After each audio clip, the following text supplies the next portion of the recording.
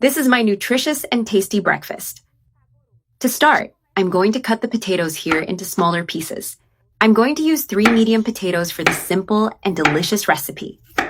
I'm cutting the 3 potatoes the same way. I finished cutting all 3 potatoes.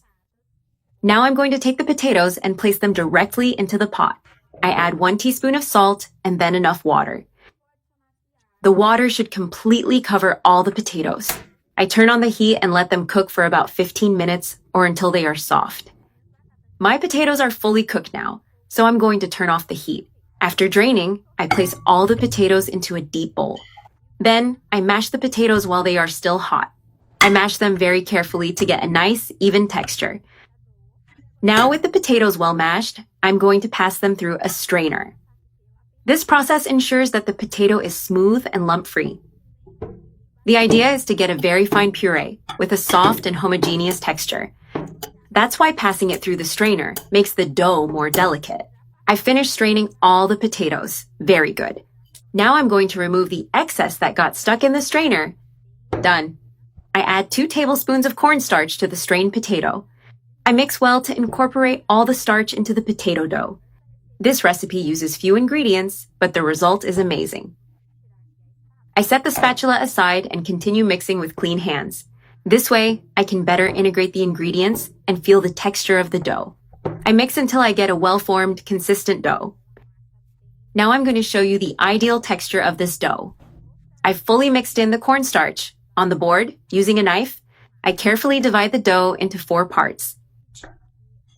This way, I can portion it better and shape it more precisely. I separate one of the parts and sprinkle cornstarch on the board. This helps prevent the dough from sticking and makes it easier to shape. I gently roll and press it until the dough takes shape. It grows and takes the shape of a small log. After that, I cut the log into pieces of the same size. I try to keep the pieces uniform so they fry evenly. This way, they all cook evenly and look nice. Using a fork, I gently press the top of each one.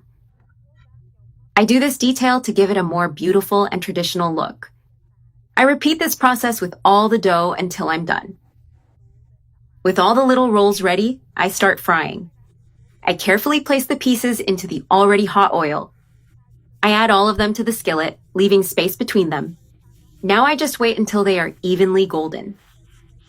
They're ready, nicely golden. I'm going to carefully turn off the heat.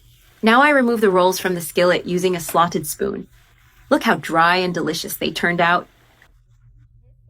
They're ready to be served while still warm. Serve them with ketchup and mayonnaise as a side. This combination turns out truly delicious and irresistible. Look how cute, golden, and appetizing they turned out.